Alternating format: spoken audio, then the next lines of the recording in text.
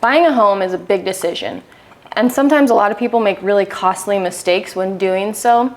So in this video, we're going to tell you what some of those mistakes are, and more importantly, how to avoid them. Yeah, this video guaranteed could save somebody tens of thousands of dollars. We're going to bring up some big points in here, and I know they work because of the experience that we've had and seeing people make the wrong mistakes and then trying to help them fix them after the fact when we start to come into the picture. So should be a lot of valuable information in this video. You're going to want to watch it to the end and listen to all the points, because again, it could save you tens of thousands of dollars. Not could, will. I'm Chantel Horn. And I'm Eric Gubler. We are real estate agents with EXP Realty in Southern Utah. And we're going to talk to you today about the most common mistakes made in real estate that cost people a lot of money.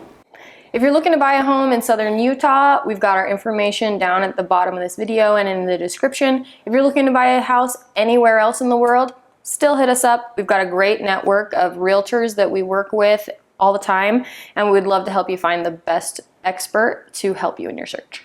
Cool. Well, let's get right into it. So I would say one of the biggest things right off the bat is that people don't go get pre-approved. And I'm just amazed by how many people don't get pre-approved before they come and talk to us. Order of operations. Order of operations. Yep. Yeah. They know they want to buy a house. They know generally what they want. They know how many bedrooms, how big they, ideally would like for it to be. They have no idea what they can actually afford. And so they start shopping on Zillow usually before they even start looking for a realtor, fall in love with these homes, and then find out that it's not even close to where their budget's at. And it's just a recipe for disaster right off the bat.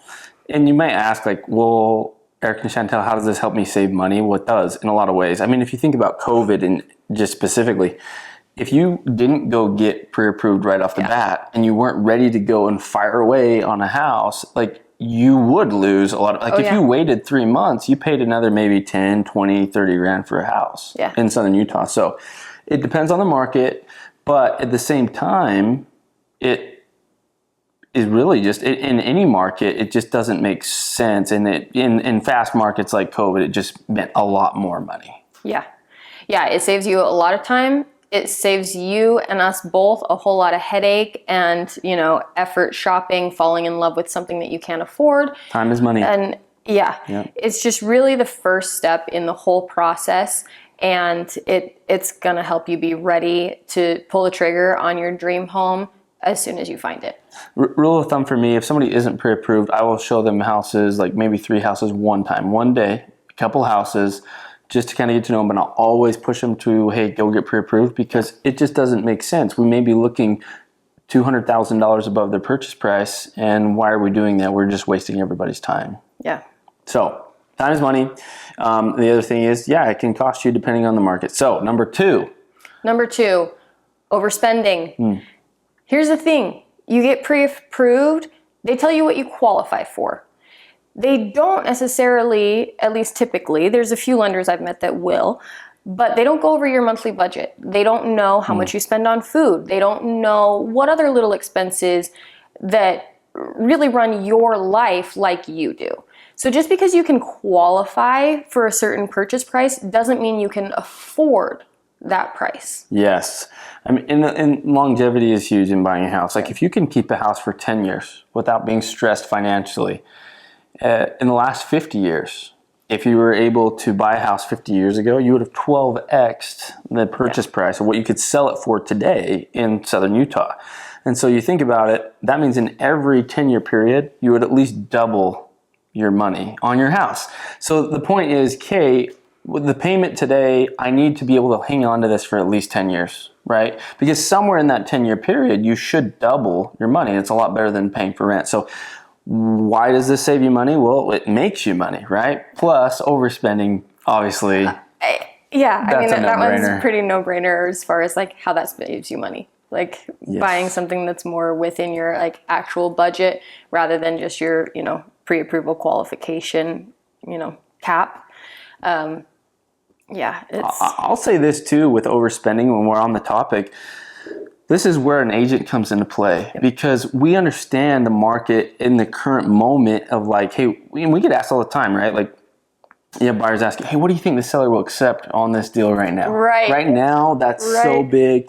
And we honestly know the pulse of the market. And so we can tell them, hey, on this specific house in this price range, I think you can maybe come in and start $20,000 under asking. You may not get it, but we may get 15 or 10, depending on the house. And it actually saves you the headache of going, hey, well, let's offer 50,000. It's just not going to happen in today's market. And then getting off on a bad foot as you're negotiating with the sellers. We know the other agents typically that are on the other side of the transaction. We can communicate for them. And really, like, when it comes down to it, that is probably our biggest job as realtors, is going to bat for you and making sure that in every aspect you get, you know, the best experience from the transaction, whether it's the purchase price and all the other list of things that we do. But negotiating and on your behalf, closing costs, 2-1 buy down, 3-2-1 buy downs, fixed rate buy downs. Like, there's so many different things that a lot of people don't know about that can save you. Just help the client save like $800 a month on their payment by getting a 2-1 buy down. And there's just little things like that where you can negotiate with the seller. Seller financing is starting to become bigger. So again, overspending. Not just on the purchase price of the home. Knowing your monthly payment, make sure you're not strapped, and getting that payment down. All those things I think are good to consider when buying your home. Yeah, definitely. Cool. Number 3. Number 3 is skipping inspection. Now, this happened more often during COVID times. When people are trying to expedite things. The other place where this happens a lot of times is in new construction. So new construction, it seems like the builder a lot of times will want you to skip your inspection. Usually they give you the option in some form that they send you in their contract to opt in or opt out of an inspection.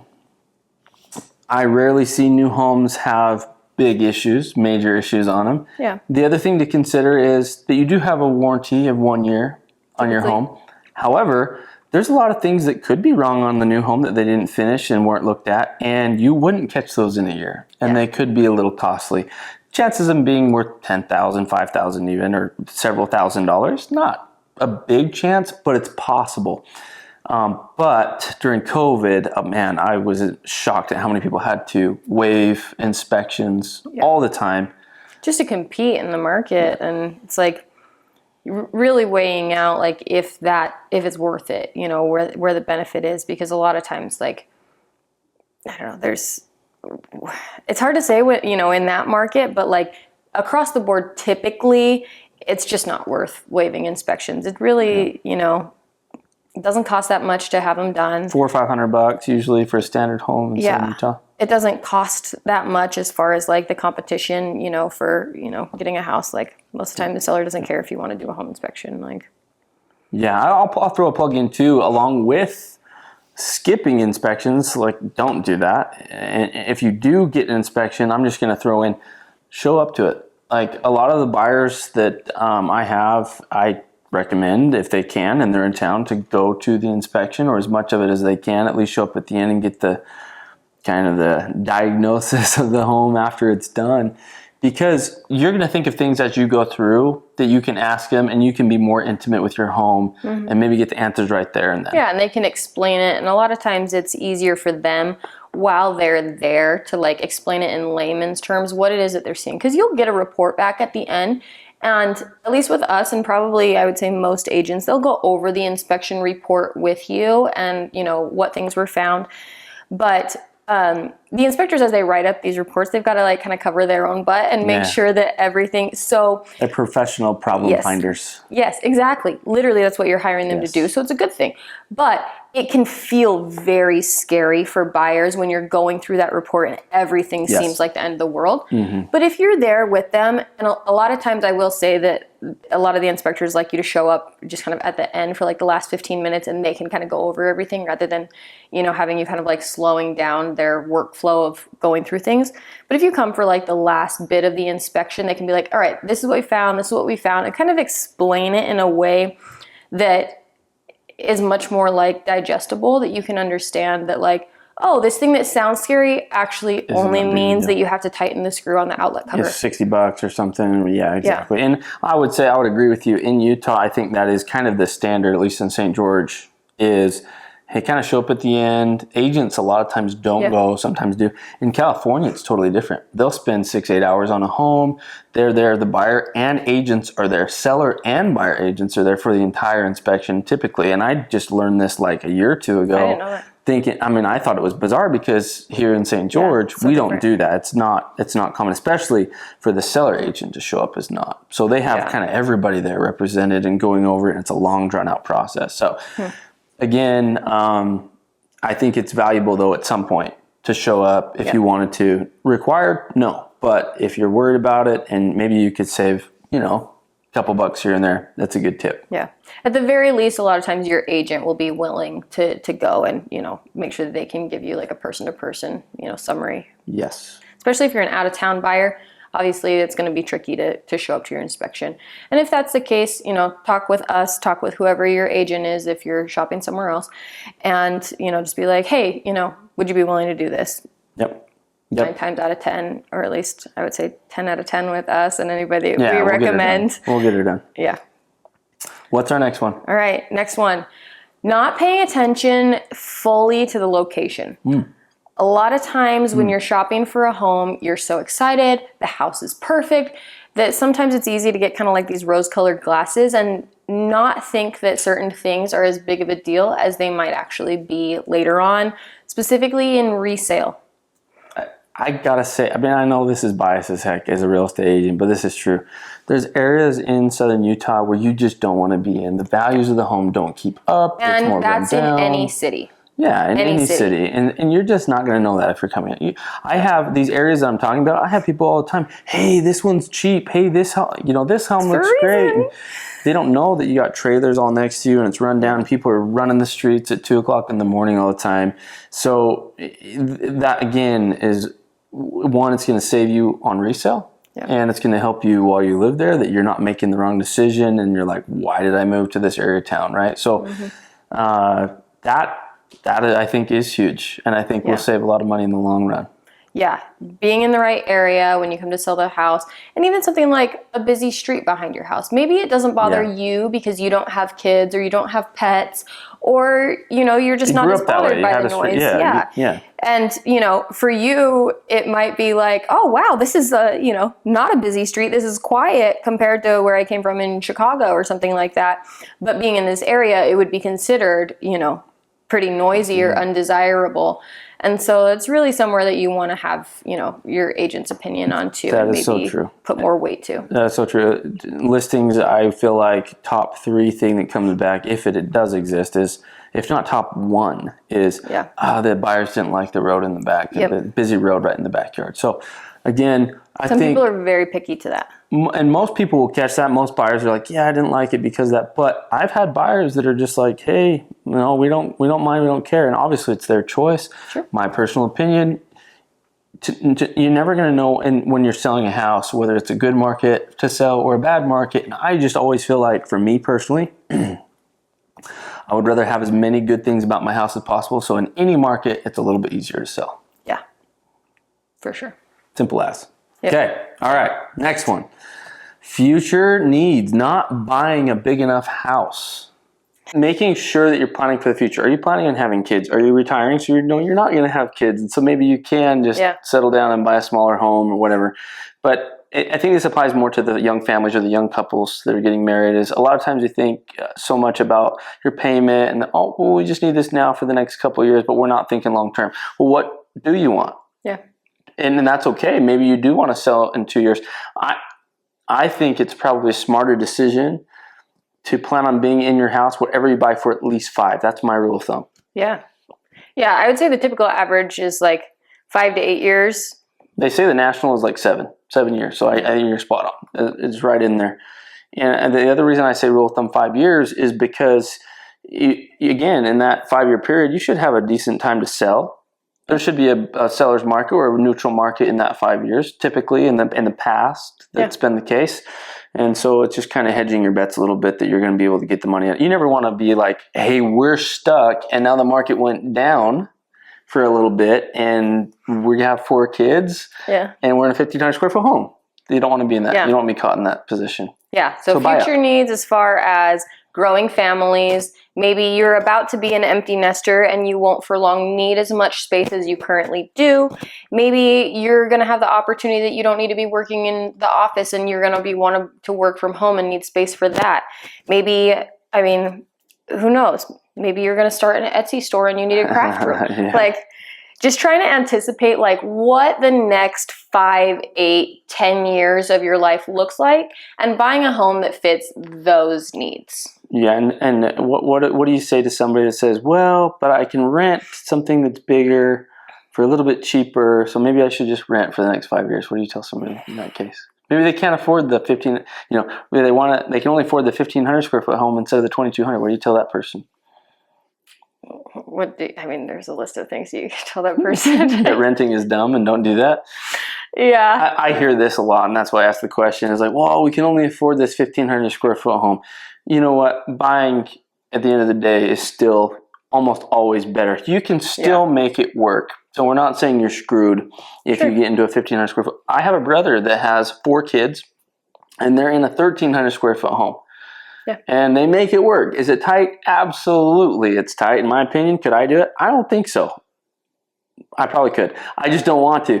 Yeah. But he makes it work. He makes it work. So, and then he's got an asset at the end of the day going to sell it. Yes, he does. Versus during that same time period that they put up with having, a house that was tighter, that they didn't put all that money towards rent that they get nothing out of. And it's still hard to afford that larger house when it's time for them to buy that. At least now he potentially could sell that house, have some equity in it that he has a chunk to be able to put towards the next one. Yep. It's like, I don't know. I'm just going to be honest too, and this is just how I am, and you know this about me, just all about pushing yourself, growth, mindset, becoming the best version of yourself. I've learned in my life when me and my wife push to go and get a nicer home or a bigger home or push in some aspect that way, it forces me to level up. And that's just how I respond. Not everybody maybe responds that way. But a lot of times I see buyers in a position where they could afford a little bit bigger home or a little bit nicer home. If they choose not to, maybe it's because they don't believe in themselves enough to be able to go and make that payment. I know that's a stretch, but I think it's true, at least in my life. And so if you feel like you relate to me in that way, I think that's been true for me. If I push myself a little bit, I've never, looking back, I've always made my payment and more. I mean, it's been fine and comfortable. You always worry about your payment when you're buying a house. Can I really make this work? If you're somebody that's driven, you're going to make it work. You're going to make it work. Going along with that, that's really something that you just have to know about yourself and if that resonates with you or not. Because, I mean, going back originally to point 2, we are absolutely not trying to push you or suggest even that you buy outside your means, that you buy the nicer one just because it's nicer, just because you want something nicer. Don't go buy the $1 million or $2 million or whatever when you're you can barely afford it. Yeah, absolutely. Yeah. I think he's talking more about like scarcity mindset and staying in your comfort zone versus pushing yourself towards growth. Yes. Your debt to income, if you're like well above and you're able to make it work, and it maybe is pushing you just a little bit, then I'd say, hey, push yourself a little bit. But again, I think that's spot on. Don't be stupid. Don't go and buy something a lot like that just has all the bells and whistles that maybe you don't need yet and you're not there. So good points. All right. Additional costs. That's our next one. Additional costs. What are we going to talk about that and how we can help people save? There's always additional costs with buying a new home that the majority of people don't think about, because buying a house isn't something that you do every single day for most people. There's a few exceptions, but mostly we do this all day, every day, and you don't, most likely. So there's things, property taxes, closing costs, blinds, the new build. Yeah. So a lot of times our clients will look at this is the purchase price.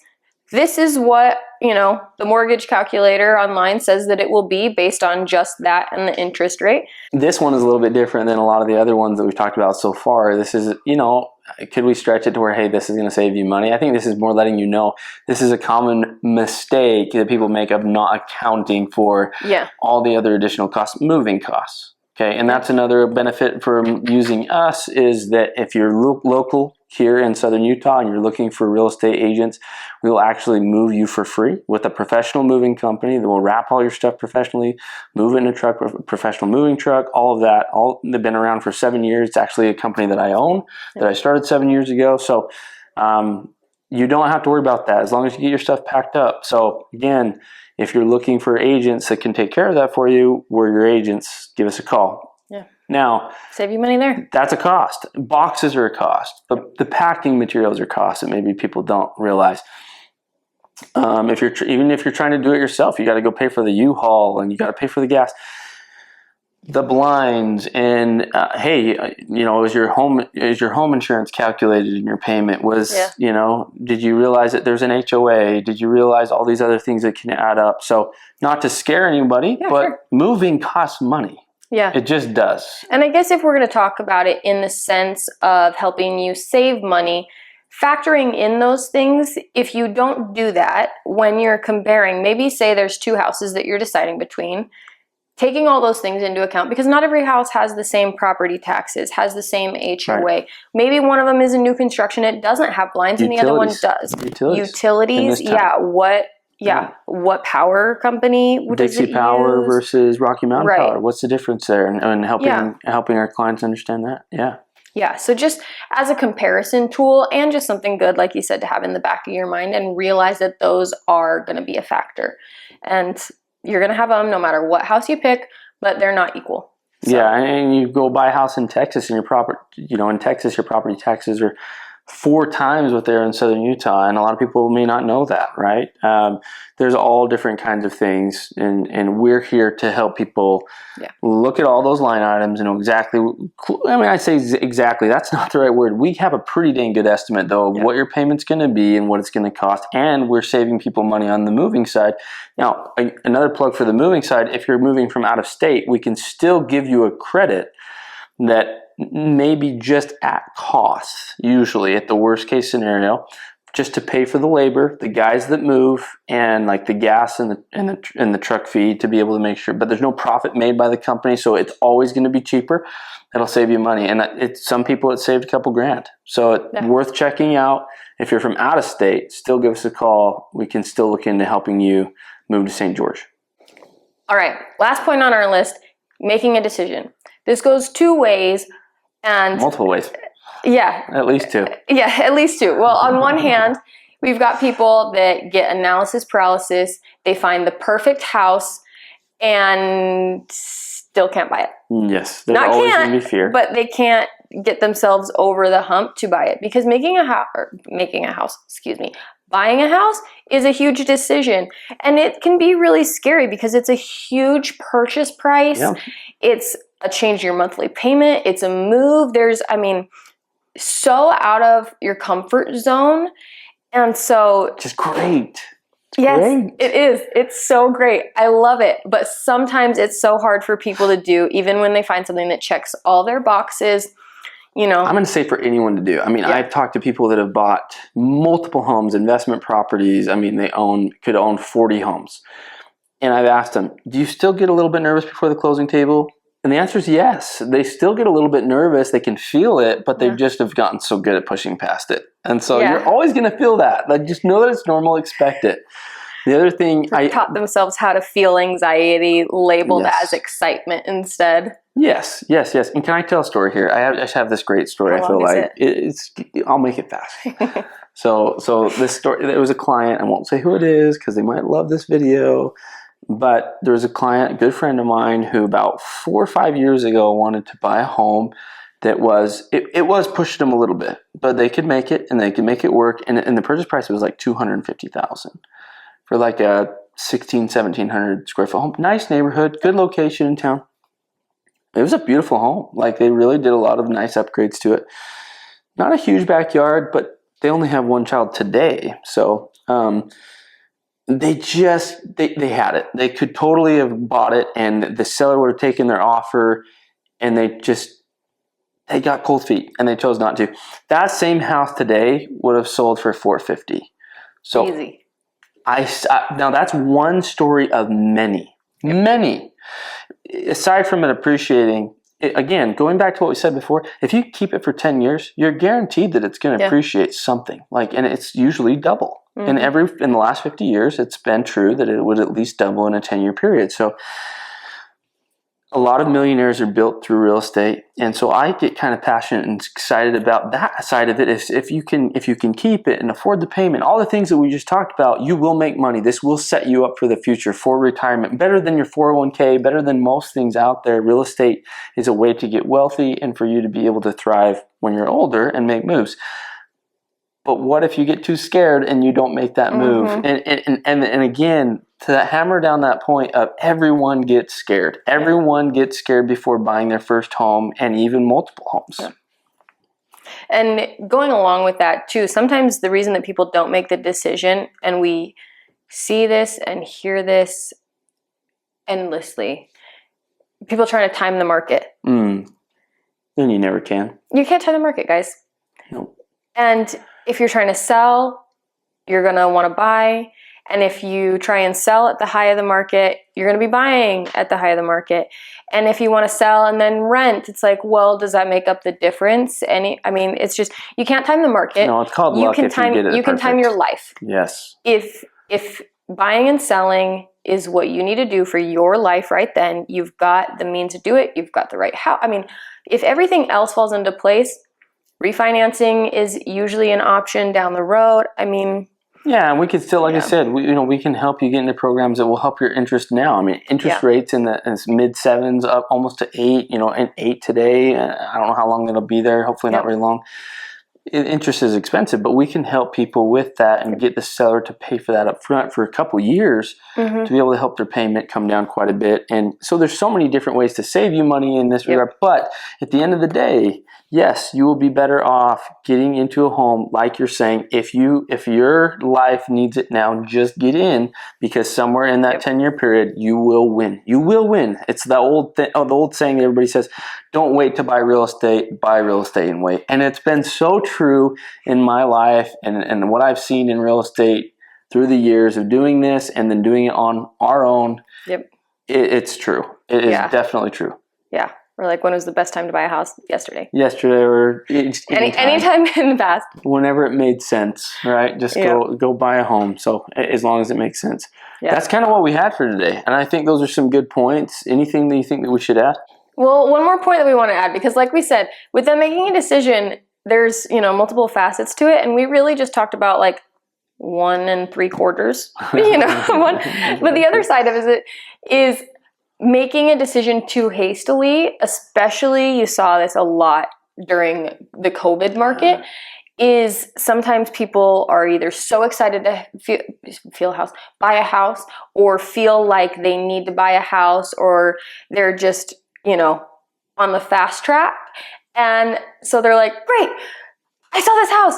It's got 3 bedrooms. That's just what I needed. And I qualify for it. Let's put in an offer today and make it $50,000 over asking. And, you just get that like scarcity right now mindset and just buy the first one that comes along. And, that's, I don't know, not a good way to be on the other side of it. It can be dangerous. But again, the truth is there are different agents that experience is important. So that's what you're paying an agent to. In fact, you're not paying the agent. The seller is paying for our commission. So it doesn't make sense not to have an experienced agent on your side as a buyer, because you're not paying them directly. The seller has already agreed in their listing agreement with the listing agent to pay our commission. So it's not coming out of your pocket. So it's like, would you like a free expert that's on your that knows side, the area, that knows everything that you're less experienced in, and is going to bat specifically for you for free? And if you do have to make a quick decision like we had to during COVID, would you rather have an agent that's experienced and can rattle those things off quickly and know it would take you months or a long time to be able to figure out, and they just know? You want that kind of an agent on your side. So that can save you a ton of money. to not buy the wrong property. And a ton of headache, just yeah. in buying the wrong one that you're not going to be happy with long term. And finding an agent that really is good at listening and communicating with you about what your wants and needs truly are, and not just somebody that's going to find a house that checks the boxes on paper and doesn't think about the future like we talk about, and doesn't think about the things that really matter to you, you know, apart from just the logistics, and helping you find the right property and having everything set to go to help you as best we can when you get the right one. Yes. So I think kind of wrapping it all in a nice little bow, all of these things are some things that we help people with all the time. We can make these calls and decisions and help you see the full picture very quickly. And ultimately, the ultimate call is you. I mean, when I say we're making calls, I mean, we're giving you info, I guess. And so that's really what I mean by that. But you're making the call at the end of the day, but we're here to provide you with the information, all of these things that we've talked about and more, so that you can make an informed decision and feel comfortable that you're getting into the house that you want, that's going to set you up for the future at the best price for you. So if you're looking for that and you want to be able to have help moving to St. George, give us a call. I know we've said it here a couple of times, but we just love when we get people reaching out from these videos and we're able to help you guys. So feel free to reach out. And again, we can help you with your move. If you're local, it's free. And if you're moving from out of state, we can give you a discount. And there have been people that we've saved a couple $1,000s in moving to St. George. Yeah, we're real people. The numbers are our real phone numbers. You won't get a text bot, you'll get us. If you have a question that we didn't answer in this video, feel free to ask us. If you've got, you know, the wife of a cousin's mother, somebody that's interested in St. George, send them our video. And remember to like and subscribe. Like this video, subscribe if this was valuable to you and you want to see other videos. Tune in for our next one. Thanks for watching this far, and we'll see you next time. Based on just that and the interest rate, but it really, there's so much more to it than there is a lot, and this is kind of what I like cut right there and let Bobby do. No, he slid under, crawled. I swear. Did you really? Bear crawled. It's so good. All right, here we go. Is that how you're gonna sit for the video? I'm stretching so I can sit a little better. With the gym, be like, chest big. Try and grow your chest bigger. Yeah. Max over That's the worst cereal you can ever buy. Smacks. What is that? Smacks. The frog on the cereal box. Smacks. Okay. Let me show you. All right. Here we go. We're rolling? Yeah, I think so. Like, sorry, cut that there. Cut it before that, not there, because that was after it was bad. Cut. All right. What was I gonna say?